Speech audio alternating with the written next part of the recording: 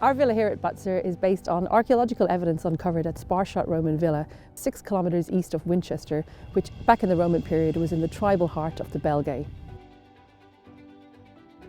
It was a really important excavation at the time because it was one of the first to be completely excavated, so we have really good evidence of the entire villa complex.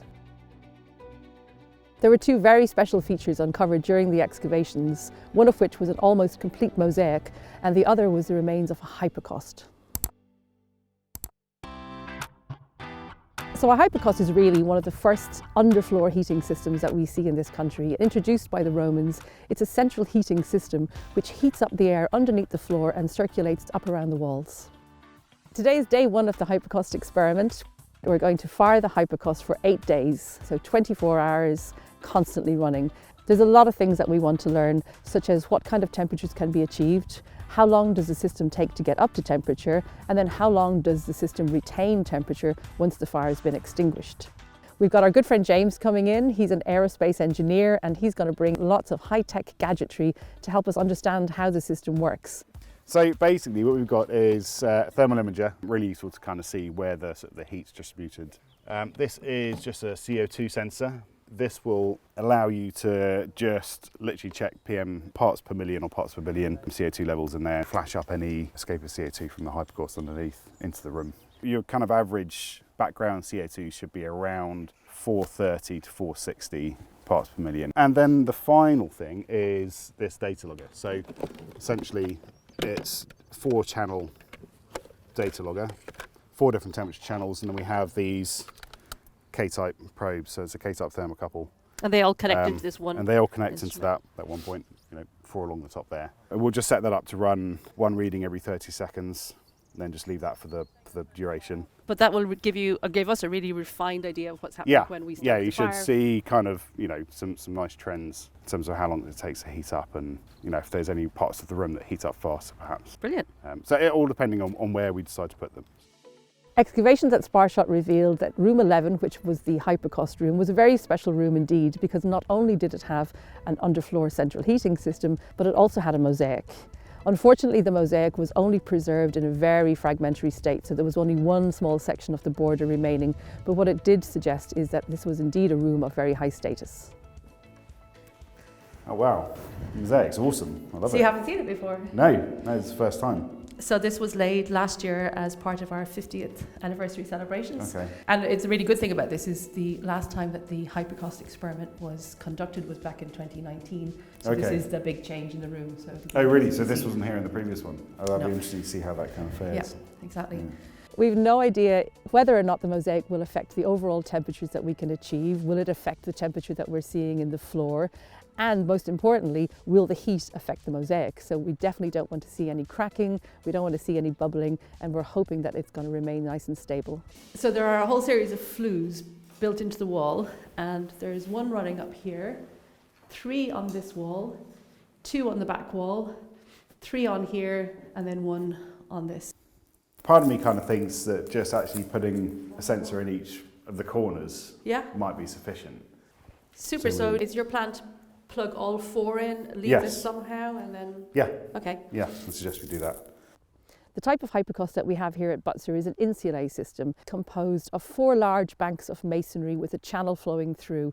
This type of hypocaust system is thought to act like a storage heater. So unlike that channeled pile system where lots of hot air rushes through, ours is thought to at least build up heat over time and store it afterwards. So when we go to experiment with our system, one of the things that we're going to be looking at is to see how long, once the fire is extinguished, how long the heat actually stays in the system.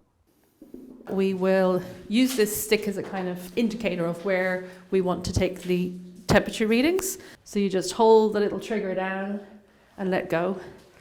We've got a whole army of volunteers signed up to help us for the entire experiment over the course of the 8 days. And today the first group are arriving and they're going to take the base temperatures, they're going to light the fire and get the experiment underway. So we've got this very high-tech system of weighing the amount of wood that we're going to use. So we're just putting what you're going to put onto the fire into the bag, pop this little luggage weigher on. There's no need to zero it. Just take the reading off, and that's what you're going to record in the fuel weight every time you stoke up. and you'll see there's a whole selection of wood. So a lot of this is oak, so it's really, really nice wood, should burn very well. This is mostly coppiced hazel, and depending on how high the fire is, we want to keep it nice and low. We don't want a big blazing inferno. So shall we light a fire? Yeah. Let the experiment begin. Ah. Oh yeah, there we go. I think probably to begin with, it wouldn't be a bad idea to get a nice blaze in there, just to get a nice big fire going, and then just stoke it gently throughout the rest of the day. Smoke's coming out of the flue over there. That didn't take long, did it? So now we need to keep the fire going, burning at a nice pace for 8 days, and see how it goes. End of day 1, the fire is lit, the system is up and running. Over the course of the next 8 days, we're going to be taking temperature readings every 2 hours. So by the end of that, we're going to have a huge data set, which we'll then go and analyse and hopefully understand a little bit more about this fascinating little room with this underground heating system.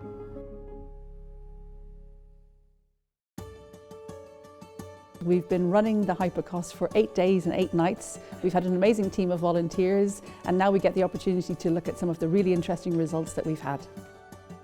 The experiment got off to a cracking start, but one of the first tasks that we had to do was to record the baseline temperatures before we lit the Hypocaust. So we took the temperature in the Hypocaust room, which was 6.5 degrees, but interestingly the temperature outside was actually higher, and it was around 9 degrees.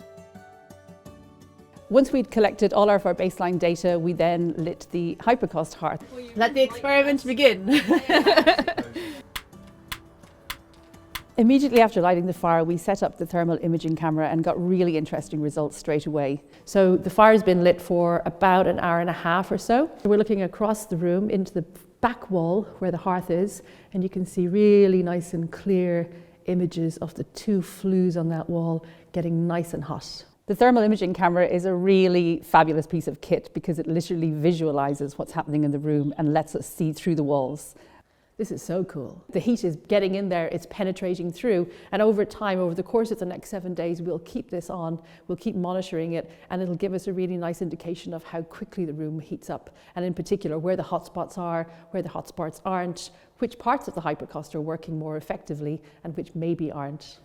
Over the next 30 hours, we kept the fire lit at a pretty steady rate. You can see the fire is roaring away, and we're just trying to keep her burning and then checking the temperature every 2 hours in the room inside. Although there was a steady increase in temperature from around 6 degrees to 11 or 12 degrees, it was quite difficult to keep that fire lit. The heat's starting to come through the wall, even though the room itself isn't warming up a huge amount yet. There was a huge problem. If there was any wind to the west, it seemed to hit the flues on that side of the building and actually blow smoke back through the system and out through the hearth where they were stoking. On day 2, after much discussion, we decided to reconfigure the hearth. There wasn't a lot of room for any fuel because the hearth basket was quite limited in its size, but it also meant that not a lot of air was getting into the system, so that was why it was difficult to keep the hearth lit. So we took out the fire basket and just placed the fire onto the hearth floor. We also decided to narrow the aperture of the hearth to increase the insulation and to hopefully stop that smoke issue. So it's 6 o'clock and I'm just about to stoke up that fire and then take the measurements inside the villa to see how well this is working. It had an immediate effect. We saw a massive rapid increase in temperature.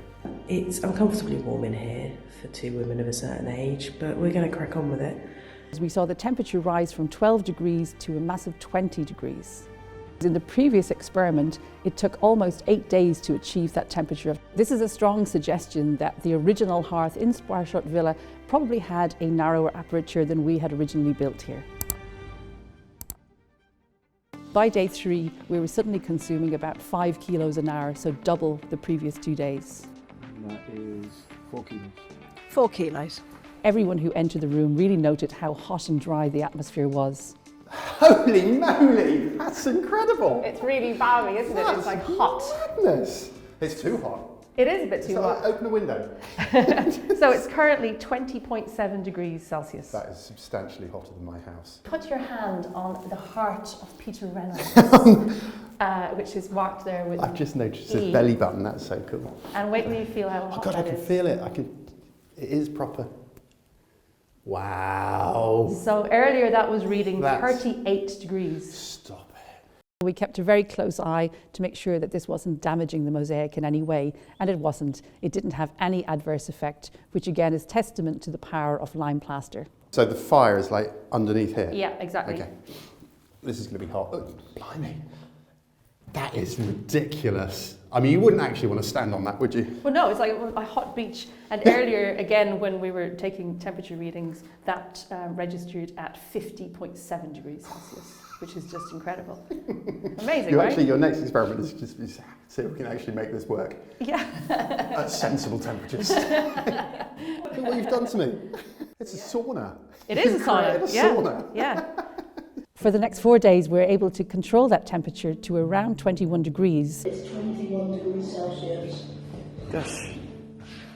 Our wood consumption dropped from 5 kilos per hour, which it had been previously, to around 3 kilos per hour.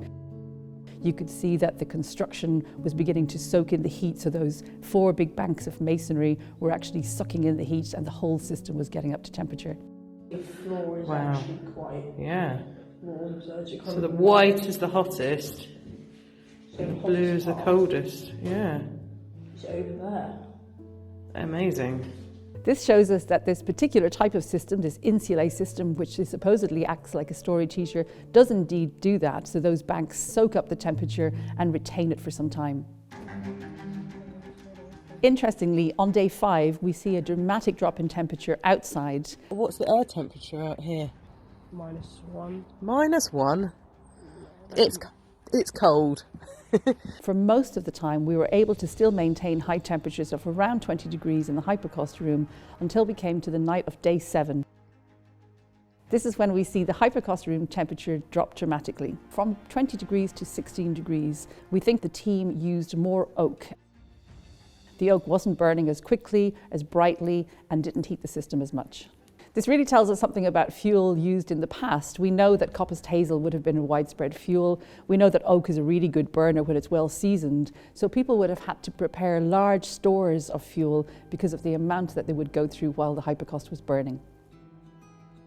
On day 8, we decided to let the fire extinguish. We consumed 540 kilos of fuel, which is massive. Again, we continued to monitor the temperature inside and outside. Although the fire has been extinguished, one of the things that we're keen to establish is what kind of retention this type of hypocaust system has.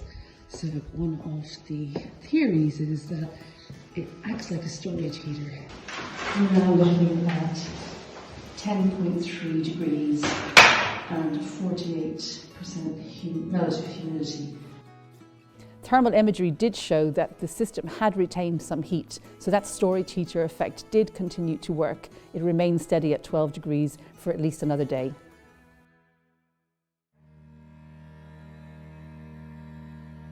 This Hypocaust experiment has been a really interesting journey, an exploration of what this Hypocaust might have functioned like in the past. Some of the questions that we had when we began this experiment were things like, what kind of temperature can we achieve? How long can we maintain that temperature? Does the mosaic affect the temperature? And indeed, does the temperature affect the mosaic? When you walked in from a chilly 9 degrees outside into a room that was basking in 20 or 22 degrees, the difference was phenomenal. And you can imagine the comfort and joy it must have brought people in the past who lived and visited this lovely villa.